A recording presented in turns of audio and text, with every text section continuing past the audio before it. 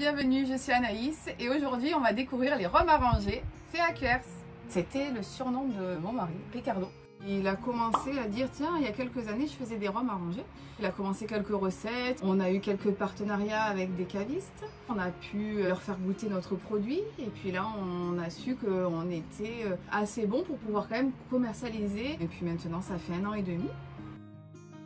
On travaille avec du rhum de Guadeloupe, donc du rhum blanc damoiseau, au maximum avec nos producteurs locaux où on va essayer nous-mêmes de faire nos cannelés, nos marshmallows. Après, on reste quand même dans du rhum arrangé, donc il y a certaines préparations où on aura vraiment des fruits des Antilles ou d'ailleurs. Ce qui nous démarque un petit peu plus, c'est qu'on travaille avec des producteurs barbas.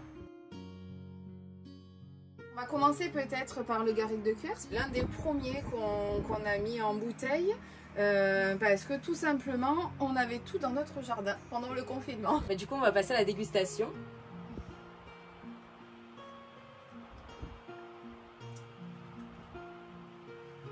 C'est super bon. Voilà, déjà on sent bien le citron et la menthe. Oui. Après la petite particularité de celui-là, c'est qu'on n'utilise pas de sucre, on utilise du miel de lavande.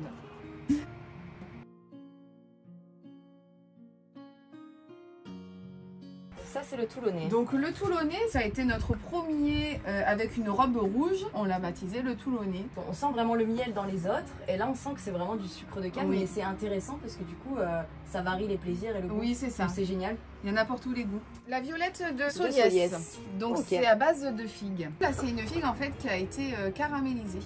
Il n'y a pas de sucre ajouté. Cette figue caramélisée, oui. On le sent bien, c'est super bon. Ce sont nos deux rhums voilà, que nous faisons entièrement, on va dire nous-mêmes, puisque nous fabriquons les chamallows nous-mêmes et les cannelés. Et ensuite, après, on laisse macérer en fût.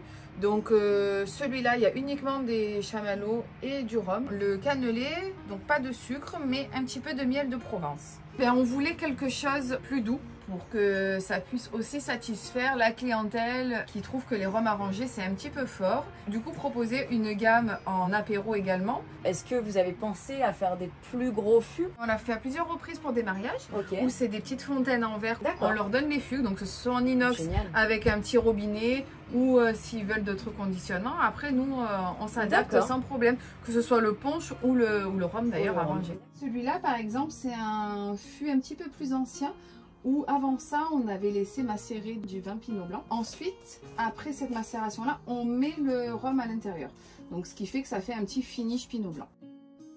Il n'y a pas vraiment de règle, on le boit un petit peu à la température dont on a envie. Si on va dans les Antilles, il y en a certains qui vont le boire chaud. Ils vont le laisser en plein soleil. Il y en a qui l'aiment à température ambiante et il y en a qui préfèrent le mettre au frigo.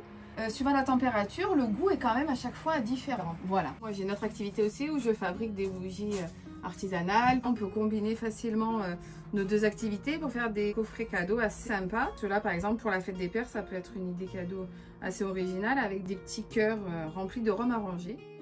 Donc on sera sur le marché de Cuers. Sinon on a le site internet maisonricardo.com, Instagram et sur Facebook également. Voilà, à bientôt. Et puis si vous voulez nous rendre visite à notre atelier à Cuers, ça sera avec grand plaisir qu'on vous expliquera tous nos rhums arrangés. C'est super bon.